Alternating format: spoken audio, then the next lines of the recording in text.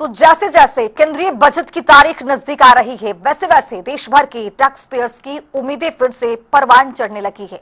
1 फरवरी 2026 को पेश होने वाली ये बजट मोदी सरकार 3.0 का तीसरा पूर्ण बजट होगा। हर साल की तरह इस बार के बजट में लोगों की नजरें सबसे ज्यादा वित्त मंत्री के टैक्स वाले ऐलान पर टिकी हुई है। और ऐसे में आगामी बजट को लेकर भिवानी के लोगों की क्या राय है, इस रिपोर्ट के जरिए देखिए आप। देश में जल्द ही बजट जो है वो घोषित होने वाला है। सरकार जो है बजट को लेकर के संसद में बैठेगी भी सही। इन तमाम विषयों को लेकर के हम चर्चा करेंगे कि आखिरकार लोग, जनता क्या चाहती है कि इस बार बजट में क्या होना चाहिए। हमारे साथ सभी तरह के लोग हैं, न केवल एजुकेशन से संबंधित लोग हैं, व्यापारी भी हैं, आम जनता भी है, सभी प्रकार के सभी जैसे जुड़े हुए लोग हैं। उनसे हम जानकारी हासिल करेंगे, उनसे पूछेंगे कि उनकी क्या उम्मीदें हैं, वो कैसा बजट चाहते हैं सरकार से। क्योंकि अगर हम लोग जो है बात पहुंचाएंगे तो सरकार जो है, उम्मीद है हमारी कि सरकार वैसा ही बजट लेकर के आएगी और जनता की सुनेगी भी सही।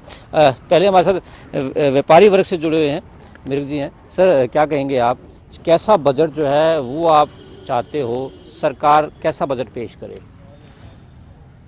सरकार से हम ऐसी उम्मीद करते हैं कि हिंदुस्तान का व्यापार, विशेषकर छोटे शहरों का व्यापार जिसका स्तर नीचे आया है बहुत ज़्यादा, हम ऐसी उम्मीद चाहते हैं कि सरकार जीएसटी को थोड़ा और कम करे जहां बहुत ज़्यादा है। 10% के ऊपर तो होना ही नहीं चाहिए। सबसे बड़ी बात है कि रॉ मटेरियल हमारा अगर अंतर्राष्ट्रीय लेवल पे नहीं होगा तो इंडस्ट्री कामयाब नहीं होगी। अगर हमने इंडस्ट्री को कामयाब करना है तो इंडस्ट्री कामयाब होने से बेरोज़गारी ख़त्म होएगी, हमारे यहाँ के बंदे को रोज़गार मिलेगा। अच्छी इंडस्ट्री चलाने के लिए आज चाइना से माल आता है, क्यों आता है, चिंतन का विषय है। छोटी छोटी बातें, आज बच्चों का 200 रुपये का खिलौना है तो चाइना से आता है, कपड़ा है तो चाइना से आता है, कोई और व्यापारिक चीज़ है तो चाइना से आती है, अगर कोई हॉस्पिटल की चीज़ है तो चाइना से आती है। ऐसा क्यों? इससे पहले कभी ऐसा नहीं होता था और एकदम ही चाइना ने जंप किया है। इन सब बातों को देखते हुए हमारी सरकार से ऐसी प्रार्थना है कि वो अपने जीएसटी को इस लेवल पे लाए, इंडस्ट्री को इतना प्रोत्साहन दे कि जिससे बेरोज़गारी ख़त्म हो। बेरोज़गारी ख़त्म होगी, हमारा देश खुशहाल होगा। यही हम सरकार से आशा करते हैं। बिल्कुल, जिस प्रकार से आशाएं जो हैं वो अलग अलग हैं, हम वो भी बात करेंगे। हमारे साथ एजुकेशन से भी जुड़े हुए लोग हैं, प्रोफेसर हैं अजय मल्होत्रा जी, इनसे भी बात कर लेते हैं। सर, आप क्या चाहेंगे, कैसा बजट जो है वो सरकार लेकर के आए? क्योंकि बजट अब पेश होना है संसद के अंदर, संसद सरकार बैठेगी भी सही, क्या कहेंगे आप? देखो, बजट इस प्रकार से होना चाहिए कि इस जो आम आदमी है उसको फ़ायदा मिले। और जैसे महंगाई बढ़ रही है, महंगाई पे कंट्रोल हो, सरकार ऐसा बजट लाए, चाहे टैक्स में रिफॉर्म करे, चाहे वो और तरह से अपना सिस्टम को डेवलप करे कि जो आम आदमी को महंगाई की मार झेलनी पड़ रही है वो कम हो महंगाई। और क्योंकि महंगाई कम होगी तो लोगों का जीवन स्तर ऊंचा बनेगा। इसके अलावा लोगों की इनकम बढ़नी चाहिए। उसके लिए कैसे इंडस्ट्री को प्रमोट किया जाए, कैसे व्यापार को प्रमोट किया जाए ताकि लोगों की इनकम भी बढ़े, कैसे काम धंधों को बढ़ाया जाए, लोगों को ज़्यादा से ज़्यादा रोज़गार भी मिल पाए। और पिछले दिनों सरकार ने जीएसटी को कम किया था, उससे कुछ फ़र्क पड़ा है, और ज़्यादा कम करना चाहिए। क्योंकि आज मोटरसाइकिल और छोटी कार एक मध्यम वर्ग की, और क्या मैं कहता हूँ कि गरीब वर्ग की भी आवश्यकता बन गई है मोटरसाइकिल। तो ये 2 व्हीलर हैं चाहे 4 व्हीलर हैं, ये सस्ते होने चाहिए, जीएसटी और कम हो इनके ऊपर, ताकि आम आदमी, गरीब आदमी भी इन तक पहुँच सके। फिर इसके अलावा शिक्षा की बात आ जाती है, तो शिक्षा पे भी सरकार को और स्ट्रेस देना चाहिए। जो सरकारी आपके जितने स्कूल्स हैं या आपकी यूनिवर्सिटीज़ हैं हायर एजुकेशन, उनको ज़्यादा बजट दिया जाए। और यूजीसी की ग्रांट्स जो कम हो रही हैं, इसका मतलब शिक्षा पे कहीं ना कहीं आपका बजट की डाइवर्शन है।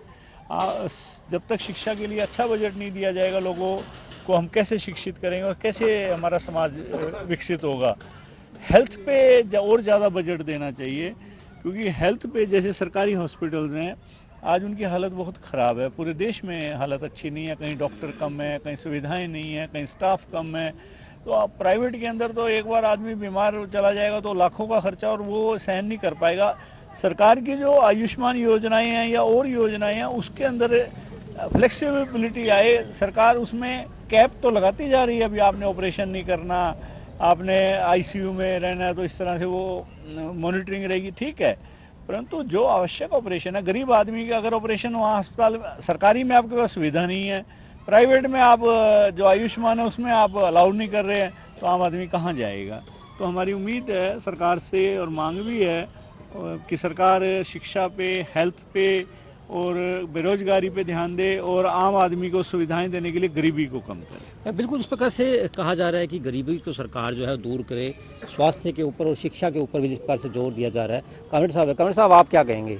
बजट जो है वो सरकार लाने वाली है, कैसा बजट होना चाहिए, किस तरह की डिमांड्स हैं आप लोगों की? देखो, आज मोटरेजा जी सबसे बड़ी दिक्कत है क्रय शक्ति नहीं है लोगों की, और क्रय शक्ति बढ़े तो कारखानों का माल बिके और कारखाने लगे जाए। हमारे युवाओं पर फोकस करना चाहिए, उनकी क्रय शक्ति बढ़ाए, रोज़गार दे करके, और खेती के ऊपर सरकारी इन्वेस्टमेंट करे।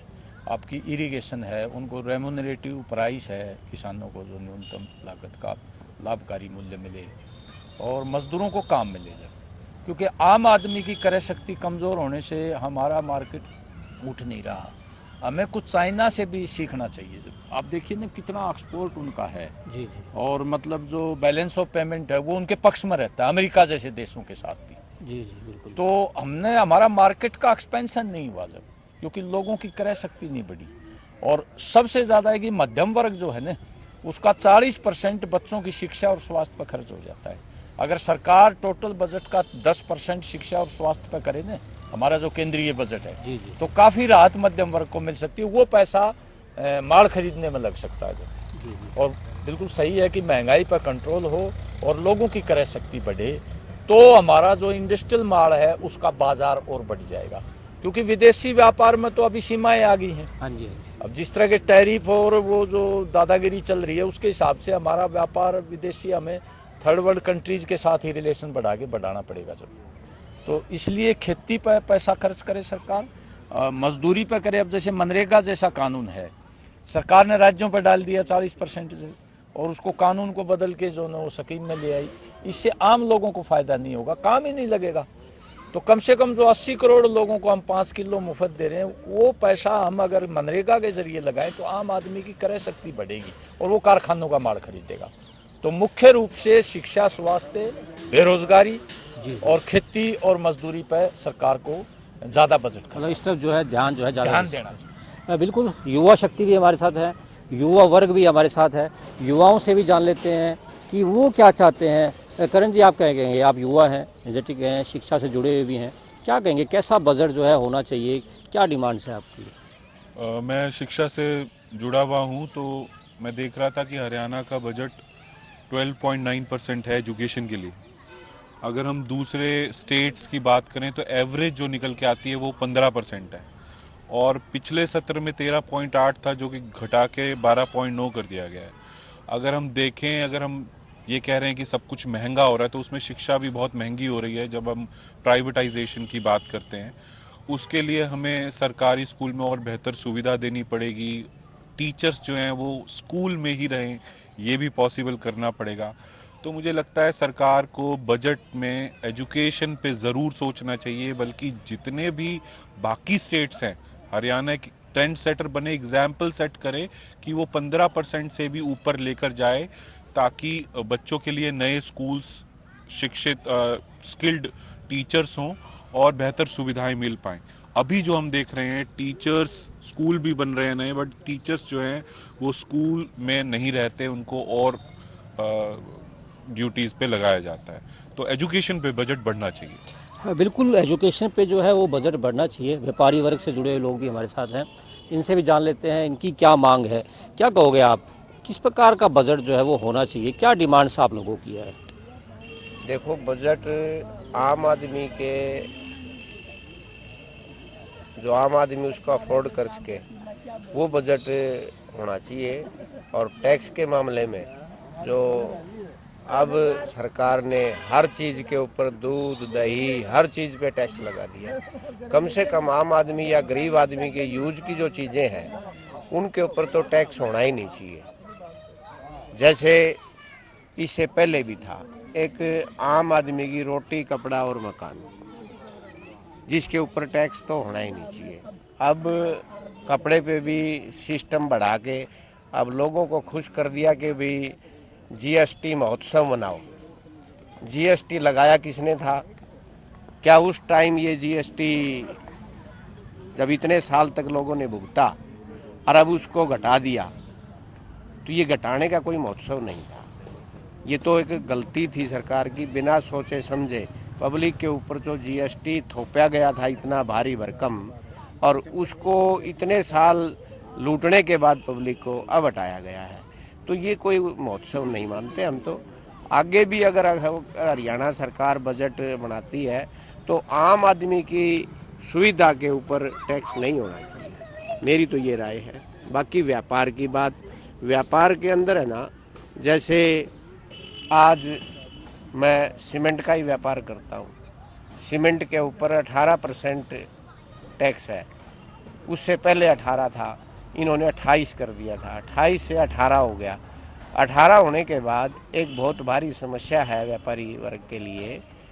जैसे आम कॉन्ट्रैक्टर किसी भी लेवल का है, वो सरकार के थ्रू रेट पे काम करता है और उसको बजट में दिया जाता है कि भाई तेरे को इस काम के अंदर मान लिया 100 टन सीमेंट लगानी है, वो सीमेंट तो लगा रहा है उसके अंदर 40 टन, और जैसे तैसे कहीं से बिल लेके, वो बिल क्यों लेता है? उसके ऊपर सरकार उसको 28% रिबेट दे रही है। जो व्यापारी उसका बिल बनाता है, उस व्यापारी की कहीं ना कहीं हफ्ता 10 दिन 2 महीने बाद एक बड़े लेवल के अधिकारी जीएसटी के उसके घर पे, उसके शॉप पे ऐसे छापा मारते हैं जैसे उसने कोई बहुत बड़ा गुनाह कर रखा है। ऐसे ऐसे भिवानी में बहुत केस हुए हैं। और उसका फ़ायदा तो उठाता है कॉन्ट्रैक्टर। क्यों ना सरकार